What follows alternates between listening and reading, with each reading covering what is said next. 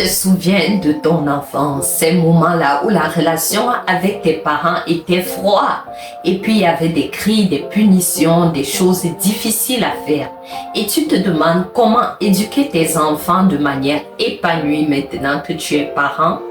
Reste avec moi jusqu'à la fin de la vidéo car ce que je vais te montrer va changer tout pour toi et ton enfant. Pourquoi la violence n'est jamais la solution? Beaucoup de parents se disent on a été élevé à la dure, alors nous allons faire ainsi. Cela n'est pas du tout équilibré et tu n'as pas la paix pour cela avec toi-même. La violence éducative, que ce soit les punitions physiques ou verbales, cause des blessures émotionnelles profondes. Tu te demandes peut-être alors comment être ferme sans recourir à des cris, à de la violence. Laisse-moi te montrer.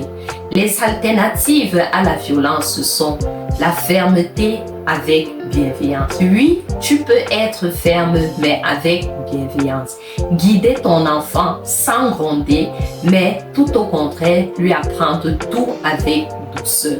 L'écoute active. Oui, avant de punir ou crier, écoute ton enfant. Écoute, c'est aussi respecter ses émotions.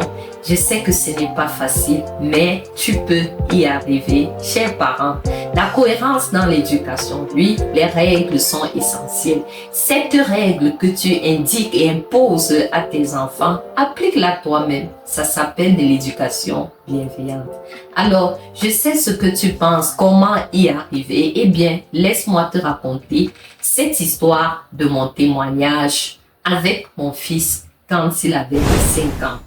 Alors avant, je croyais que pour éduquer, il faut être strict, il faut être dur, il faut montrer qu'on est une femme de fer. Et cette approche avait gâté notre relation. Je me suis donc concentrée sur la communication, l'écoute active et la discipline positive. Non seulement il obéit à ce que je lui dis spontanément, mais il gère mieux ses émotions. Oui, il y a l'éducation bienveillante qui fait en sorte qu'il y ait une bonne dynamique familiale. Oui, comment appliquer cela donc au quotidien?